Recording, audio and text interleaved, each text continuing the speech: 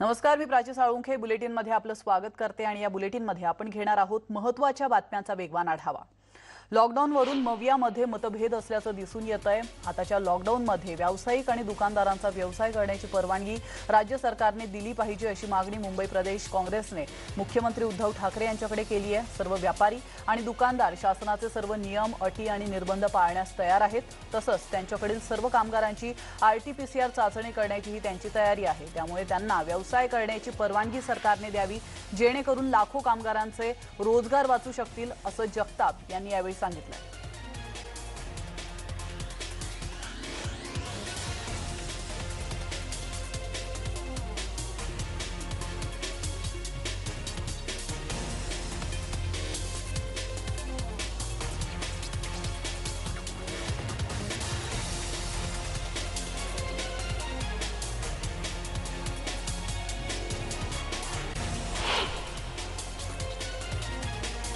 मध्य रेल्वेचा महत्त्वपूर्ण निर्णय घेण्यात आलेला आहे। आजपासून काही स्थानकांवर तर मनसे अध्यक्ष राज ठाकरे बोलतात, थेट जाऊया। तर MPSC परीक्षेबाबत योग्य भूमिका घ्यावी या मागणीसाठी मनसे अध्यक्ष राज ठाकरे यांनी पुन्हा मुख्यमंत्र्यांना फोन केलेला आहे, अशी माहिती बाळा नांदगावकर यांनी दिली आहे। तर राज्यातील काही विद्यार्थ्यांना कोरोनाची लागण झालेली आहे आणि त्यामुळे MPSC परीक्षेबाबत मुख्यमंत्र्यांनी लवकर निर्णय घ्यावा अशी विनंती राज ठाकरे यांनी केली होती।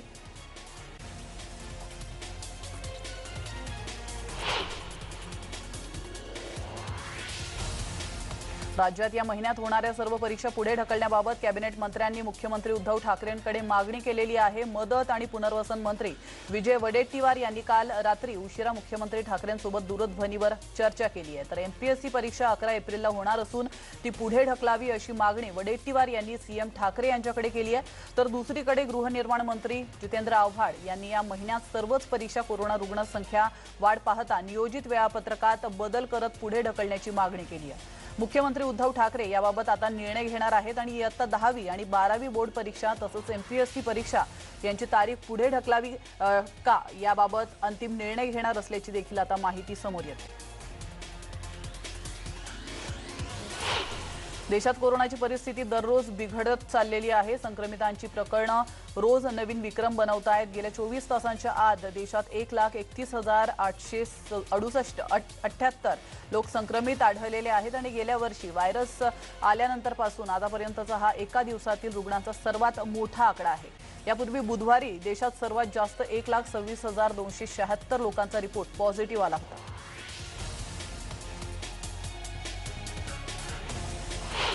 राजधानी दिल्लीत कोरोना रुग्णांमध्ये झपाट्याने वाढ होते। दिल्लीतील सर गंगाराम हॉस्पिटलमध्ये 37 डॉक्टरांना कोरोनाची लागण झाली आहे। त्यातील 5 डॉक्टरांना उपचारासाठी हॉस्पिटलमध्ये दाखल करण्यात आलेलं आहे। दिल्लीत पहिल्यांदा 7,000हून अधिक कोरोना रुग्णांची नोंद झाली आहे। उत्तर प्रदेशात कोरोनाचा वाढता धोका पाहता गाझियाबाद, बरेली, मेरठ, नोएडा या भागात जिल्हा प्रशासनाने कर्फ्यूचे निर्देश दिले आहेत। बरेलीमध्ये 20 एप्रिलपर्यंत रात्री 9 वाजल्यापासून सकाळी 6 वाजेपर्यंत हे निर्देश लागू असतील। गाझियाबादमध्ये 17 एप्रिलपर्यंत रात्री 10 वाजल्यापासून सकाळी 5 वाजेपर्यंत नाईट कर्फ्यू सुरू असेल। तर मेरठमध्येही 18 एप्रिलपर्यंत कर्फ्यू लागू असेल आणि या ठिकाणांपूर्वी प्रयागराज, लखनौ, वाराणसी या भागात कर्फ्यू लागू करण्यात आल्याचं आपण पाहिलं होतं।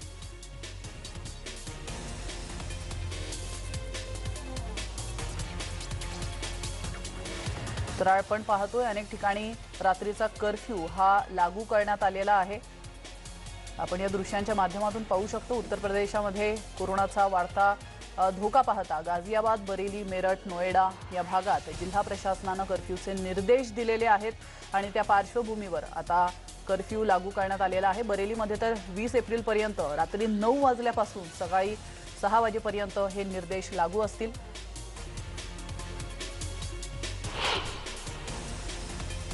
तर मुंबई महानगरपालिकेला आता पुण्याच्या सिरम इन्स्टिट्यूटकडून लस मिळणार असल्याची माहिती मिळते। मनपा आयुक्त इक्बाल सिंग चहल यांनी या संदर्भात माहिती दिलेली आहे। सिरम इन्स्टिट्यूटकडून सुमारे 1.5 लाख डोस देण्याची शक्यता आहे।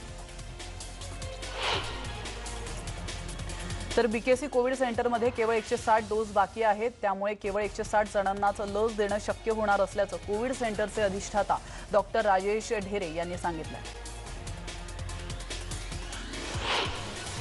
पहिला डोस घेणाऱ्यांना दुसरा डोस मिळालाच पाहिजे। राज्याचा केंद्राशी पत्रव्यवहार झालेला असतानाही केंद्रातील यंत्रणा सकारात्मक नाही, त्यामुळे नागरिकांचा जीव धोक्यात आला असल्याचं मुंबईच्या महापौर किशोरी पेडणेकर यांनी म्हटलेलं आहे। तसंच मुंबईत अनेक ठिकाणी लसीकरण बंद झाल्याने चिंता निर्माण झाली असून नागरिकांची गैरसोय टाळण्याच्या दृष्टीने प्रयत्न करणार असल्याचं देखील त्यांनी म्हटलंय। लसीच्या साठ्यावरून सुरू असलेल्या आरोप प्रत्यारोपांवर मंत्री छगन भुजबळांनी प्रतिक्रिया दिली आहे। लस काय घरात साठवून ठेवण्याची गोष्ट नाही, त्यामुळे विरोधकांनी अशा प्रकारचे आरोप थांबवावेत असं भुजबळ म्हणाले।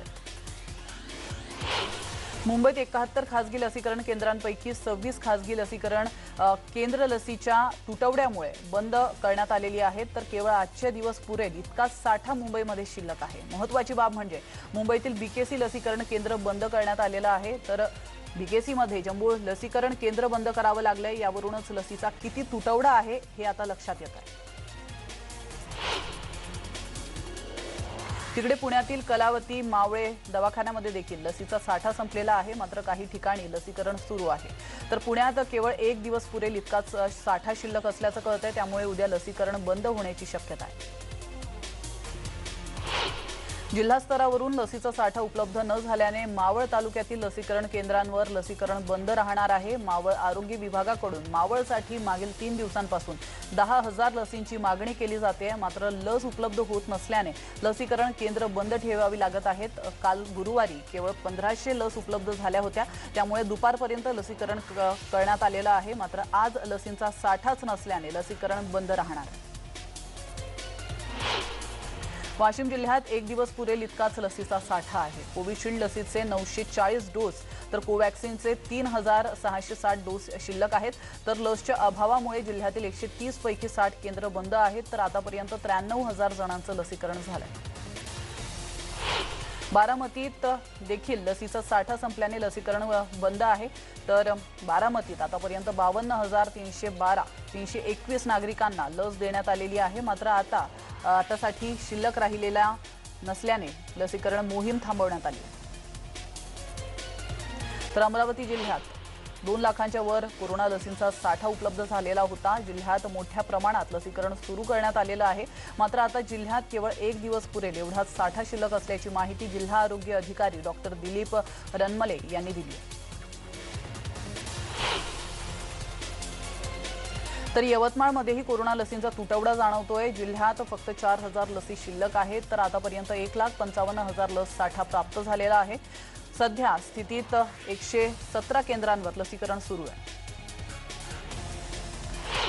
जिल्ह्यात सध्या 81 केंद्रांमधून लसीकरण प्रक्रिया सुरू आहे, त्यापैकी 4 केंद्रात कोवॅक्सिन दिली जात होती, पण कोवॅक्सिनची पुरवठा मर्यादित असल्याने भविष्यात अडचण उद्भवू नये याकरिता कोवॅक्सिनचं लसीकरण कमी करण्यात आलेलं आहे। आता कोवॅक्सिनचा पहिला डोस तात्पुरता बंद करण्यात आला असून दुसरा डोस घेणाऱ्यांकरिता कोवॅक्सिन राखीव ठेवण्यात आली। सांगली जिल्ह्यात लसीचा तुटवडा निर्माण झाला असून अनेक आरोग्य केंद्रांमधील लस संपली आहे। गेल्या 2 दिवस उपलब्ध होत्या त्या लस वापरून काम चालू ठेवण्यात आलं होतं। सांगली शहरासहित अनेक गावांमधील प्राथमिक आरोग्य केंद्रांतील लसीचा साठा उपलब्ध होता, तो आता संपला असून तर आरोग्य केंद्रांबाहेर लस उपलब्ध नसल्याने लसीकरण होणार नसल्याचे फलक लावण्यात आले। तर अहमदनगर जिल्ह्यामध्ये 2 दिवस पुरेल इतका साठा असल्याने जिल्ह्यात लसीकरण मोहीम थंडावली आहे। जिल्ह्यात 165 केंद्रांवर लसीकरण सुरू आहे, पण लस उपलब्ध नसल्याने अनेक केंद्र बंद करण्यात आली। रत्नागिरी जिल्ह्यात लसचा तुटवडा निर्माण झाला असून जिल्ह्यातील बहुतेक लसीकरण केंद्रातील लस संपली आहे, त्यामुळे लस उपलब्ध होईपर्यंत लसीकरण केंद्र बंद ठेवण्यात आली आहेत। जिल्ह्यामध्ये लस कधी उपलब्ध होईल याबाबत आता संभ्रम निर्माण झाला। धुळे जिल्ह्यात सध्या फक्त 1 दिवस पुरेल एवढाच कोरोना प्रतिबंधक लस साठा शिल्लक आहे, त्यामुळे जिल्ह्यातल्या कोरोना लसीकरणाला खंड पडलेला आहे। लस शिल्लक नसल्याने महापालिकेचे 9 लसीकरण केंद्र बंद करण्यात आले आहेत। अंबरनाथ शहरात 1 लाख लोकांना लसीकरण करायचे आहे, मात्र यातील आतापर्यंत फक्त 11,000च्या आसपास लोकांना लसीकरण करण्यात आलेलं आहे। नवी मुंबई महानगरपालिकेचे देखील सर्व लसीकरण केंद्र बंद करण्याची नामुष्की ओढवली आहे। नवी मुंबईत एकूण 41 लसीकरण केंद्र असून हे सर्व लसीकरण केंद्र बंद करण्यात आलेत। महापालिकेकडे फक्त 4000 लस उपलब्ध होत्या। या 4000 लस काही वेळातच संपल्याने महापालिकेला अखेर लसीकरण केंद्र बंद करावी लागली। केंद्र सरकार कोरोना लस पुरवठ्यावरून महाराष्ट्राशी भेदभाव करत असल्याचा आरोप माजी अर्थमंत्री आणि काँग्रेस नेते पी चिदंबरम यांनी केलेला आहे। केंद्रीय आरोग्य मंत्र्यांनी आरशासमोर उभं राहावं आणि स्वतःला प्रश्न विचारावा की केंद्राने महाराष्ट्राला आवश्यक तेवढ्या कोरोनाच्या लसींचा पुरवठा केला आहे का, असंही ते म्हणाले। तर मुंबई क्राईम ब्रांचची मोठी कारवाई करण्यात आलेली आहे। अंधेरीत एका दुकानावर छापा मारण्यात आला आहे। त्यात 284 रेमडेसिवीर इंजेक्शन्स जप्त करण्यात आलेत। दरम्यान या प्रकरणी पोलिसांनी 2 आरोपींना अटक केली। नागपूरमध्ये ब्रेक द चेनचे नियम लागू असतानाही मोठ्या प्रमाणावर लोक रस्त्यावर पाहायला मिळत आहेत। तर दुसरीकडे व्यापारी वर्गाने गेल्या 3 दिवसांपासून आंदोलन सुरू केलेलं आहे। तर बाजार बंद असतानाही बाजारात लोकांची मोठी गर्दी या दृश्यांच्या माध्यमातून आपण पाहतोय। लोक नियमांचं पालन करताना दिसत नाहीये, त्यामुळेच पोलीस विभागाने रूट मार्च काढलेला आहे आणि या दरम्यान पोलिसांनी लोकांना नियमांचं पालन करण्याचं आवाहन देखील केलं आहे। पुण्यातील कोरोना परिस्थितीचा आढावा घेण्यासाठी केंद्रीय पथक आज दाखल होणार आहे। केंद्रीय सहसचिव कुणाल कुमार हे पथकाचे अध्यक्ष आहेत। तर दुसरीकडे अजित पवार यांच्या उपस्थितीत कोरोना आढावा साप्ताहिक बैठक आज शुक्रवारी ऐवजी उद्या शनिवारी होणार।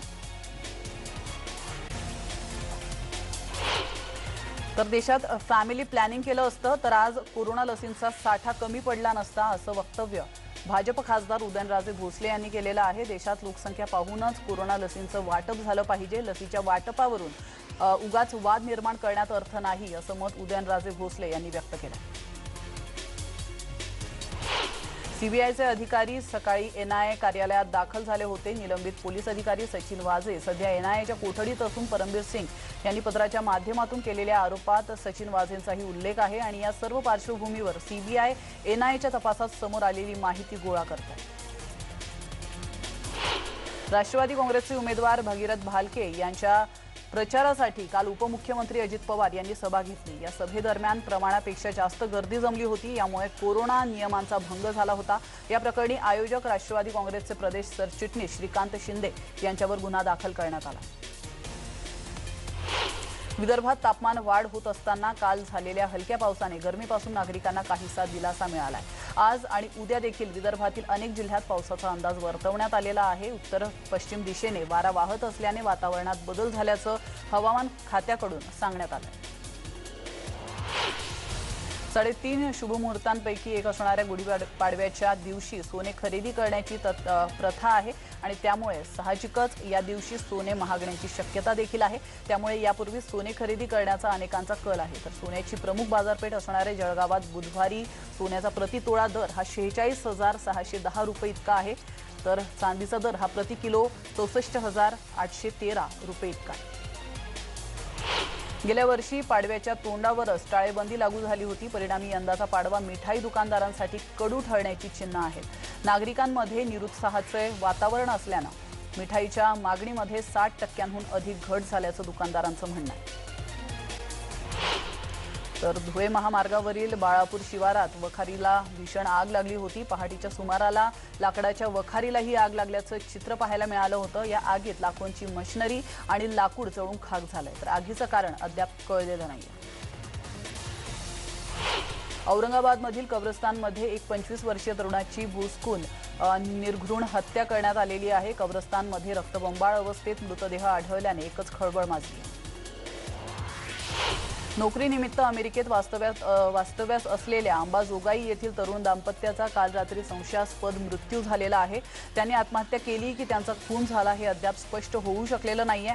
बालाजी भारत रुद्रवार आणि आरती बालाजी रुद्रवार अशी या मयत पती पत्नींची नावं आहेत। या घटनेनं परिसरात आणि अंबाजोगाईमध्ये देखील त्यांच्या अचानक मृत्यूमुळे खळबळ उडाली आहे। विशेष म्हणजे या दाम्पत्याची 4 वर्षीय मुलगी मात्र सुखरूप आहे। मुंबई आसपासची शहरे आणि कोकण यांना जलमार्गाने जोडण्यासाठी रोपॅक्स फेरीचे 4 नवे मार्ग आणि वॉटर टॅक्सी सेवेचे 12 नवीन मार्ग सुरू करण्यात आलेले आहेत। यापैकी भाऊचा धक्का ते बेलापूर धरमतर त्याचप्रमाणे रेवर्स जेएनपीटी दरम्यानची सेवा मे पासून सुरू करण्यात येणार।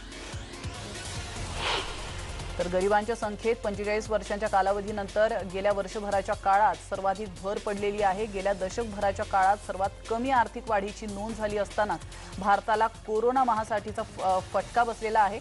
ज्या ठिकाणी देशातील बहुतांश ग्राहक आणि गरीब लोक राहतात त्या ग्रामीण भागावर मंदावणाऱ्या अर्थव्यवस्थेचा विपरीत परिणाम झालेला आहे। आयपीएलच्या 14व्या पर्वाला आजपासून थाटामाटात सुरुवात होणार आहे। तर सलामीचा सामना गतविजेत्या मुंबई इंडियन्स विरुद्ध विराट कोहलीच्या नेतृत्वाखालील रॉयल चॅलेंजर्स बंगळुरू या दोन्ही संघादरम्यान पार पडणार आहे। सचिन तेंडुलकरला गुरुवारी रुग्णालयातून डिस्चार्ज मिळालेला आहे। तर सचिनच्या कोरोना चाचणीचा अहवाल 27 मार्चला सकारात्मक आला होता। त्यानंतर खबरदारी म्हणून 2 एप्रिलला त्याला रुग्णालयात दाखल करण्यात आलं होतं। तर भारतीय नौकानयनपटूंनी गुरुवारचा दिवस संस्मरणीय ठरवलेला आहे। तर विष्णू सारावानं गणपती चेंगाप्पा आणि वळून ठक्कर या जोडीने ओमानमधील सुरू असलेल्या आशियाई नौकानयन पात्रता स्पर्धेत अप्रतिम कामगिरी केली।